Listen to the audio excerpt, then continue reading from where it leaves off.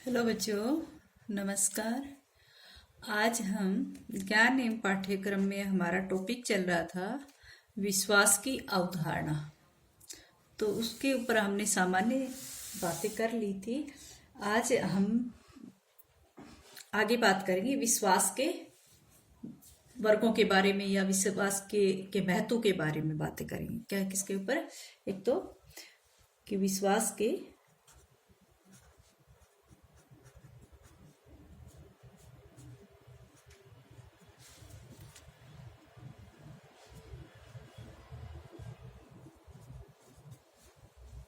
विश्वास के वर्ग।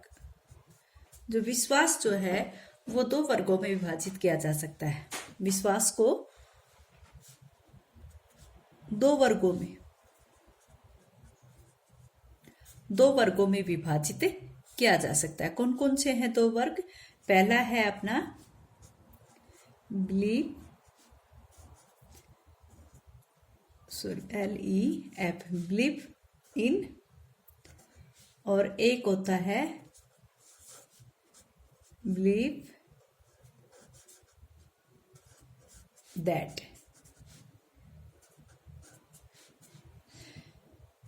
Believe in and believe that. तो इनका अर्थ क्या होता है? बिलीव इन वो माना जाता है, उसको कहा जाता है किसी मानव अथवा ईश्वर में विश्वास को। बिलीव इन किस में विश्वास है? मानव में, ईश्वर में। बिलीव इन किसको कहा जाता है? मानव में या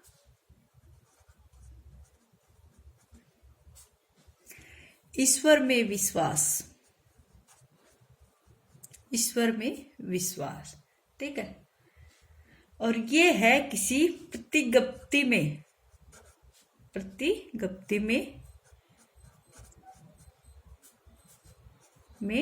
विश्वास, ठीक है।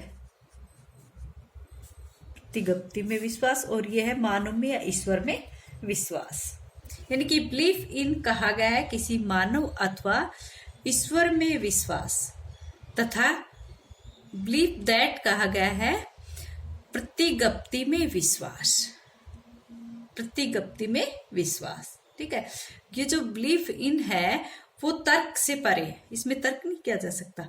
परंतु बिलीव दैट में युक्ति या विवेक या तर्क, यानी कि कहने का अर्थ है कि इसमें हम कोई भी तर्क नहीं कर सकते, ठीक है। ये तर्क से परे है। एक तो तर्क पर सहित है, एक रहित हो तो ये तर्क रहित है, ठीक है। और ये क्या है? इसमें तो हम तर्क से परे, परंतु बिलीव दैट क्या है? ये क्या है?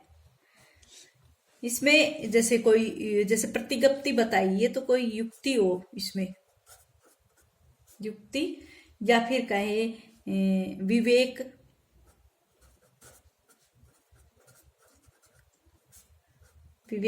या फिर कहे कि तर्क के लिए।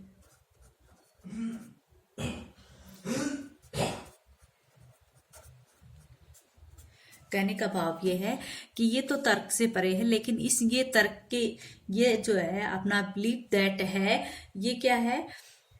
ये तो तर्क के लिए ही स्थान सुरक्षित है। इसके अंतर्गत बिलीव दैट में तर्क के लिए स्थान सुरक्षित है। और बिलीफ इन भावना से उत्प्रेरित है। ये जो है ये क्या है? ये भावना से उत्प्रेरित है।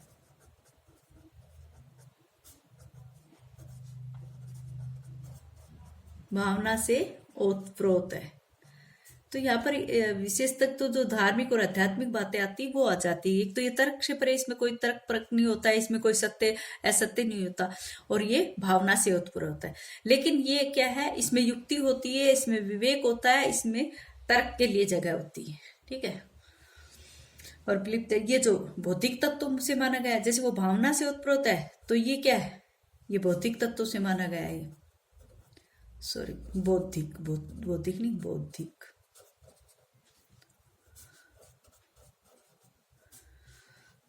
इसमें बौद्धिक तत्व निहित होता है। वितर्क की जो भी बातें होती है, विवेक की, युक्ति की जो बातें होती है, वो किस में होती है? वो बिलीफ दैट में होती है, और भावना से ओतप्रोत और तर्क से रहित हो जो, वो कौन सा होता है? बिलीफ इन होता है। ठीक है। बिलीफ इन जो है उसको आस्था के समानांतर भी बताया जाए। बिलीफ इन को ये आस्था से कहते हैं ना, भावना से ओतप्रोत या फिर आस्था से, जैसे आध्यात्मिक बातें हो, धार्मिक बातें हो, नैतिक बातें हो, बिलीफ इन के अंतर्गत आती है। अब आता है कि ये विश्वास को दो वर्गों में बांट लिया। अब इसी विश्वास की जैसे कुछ विशेषताएं होती है, इसकी कुछ, इस विश्वास की क्या विशेषताएं होती, दोनों तरह का ही विश्वास होता है, तो इन दोनों की क्या क्या विशेषताएं होंगी?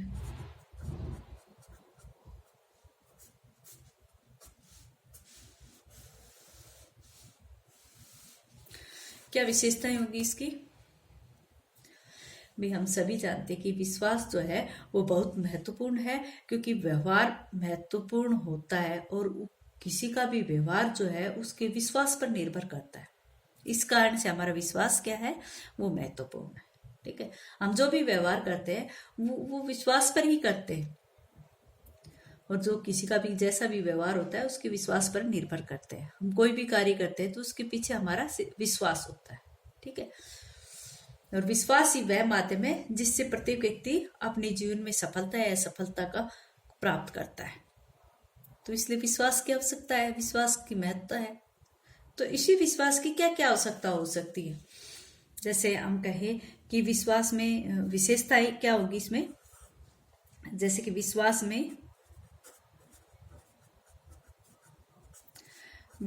में प्रमाण की आवश्यकता नहीं होती।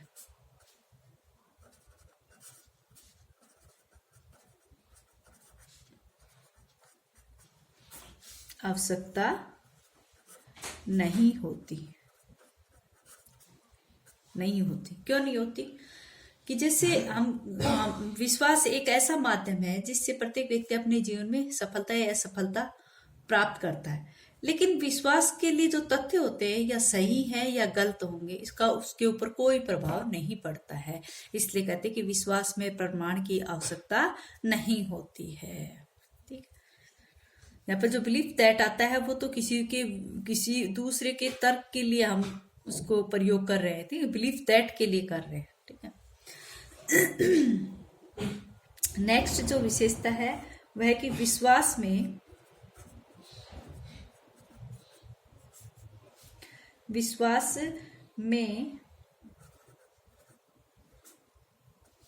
व्यक्तिनिष्ठा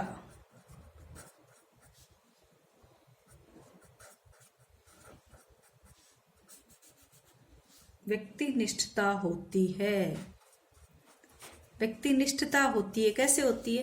भाई मैं विश्वास करता हूं, मैं इस चीज में विश्वास करता हूं, इसलिए तो वह ये विश्वास मेरी व्यक्तिनिष्ठता है। मेरी स्वयं की होगी ना व्यक्तिनिष्ठता, यानी कि व्यक्तिनिष्ठता सब्जेक्टिव हो जाती है।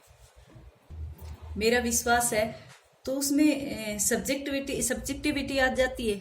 मेरा विश्वास है, जरूरी नहीं कि तुम भी उस पर विश्वास करो। मेरी निष्ठा है उसके अंदर, चाहे वो सत्य हो चाहे असत्य हो, चाहे सही हो गलत हो, चाहे मेरी सफलता हो या असफलता हो, लेकिन वो मेरा अपना विश्वास है, अपनी निष्ठा है, इसलिए उसको व्यक्ति निष्ठा होती है। नेक्स्ट है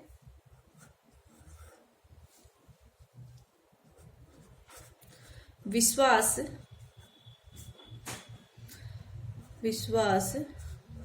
मन की भाषा से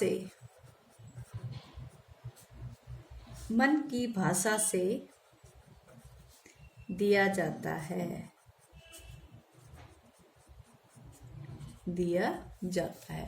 मन की भाषा से कैसे? क्योंकि ये भावना से उत्प्रोत है, इसलिए विश्वास मन की भाषा से दिया जाता है। बिलीफ इन में विश्वास जो है वो मन की भाषा से दिया। मैं किसी को विश्वास दिलाती हूँ तो वो मन से ही तो दिला रही हूँ, तो विश्वास मन की भाषा से दिया जाता है। ठीक है। ये इसकी एक विशेषता है कि विश्वास हमेशा ही मन से दिया जाता है, इसलिए इसको ये कहा गया है कि ये मन की भाषा से दिया जाता है। ठीक है। नेक्स्ट है अंधकार में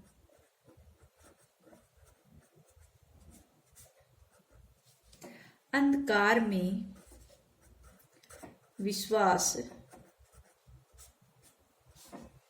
सबसे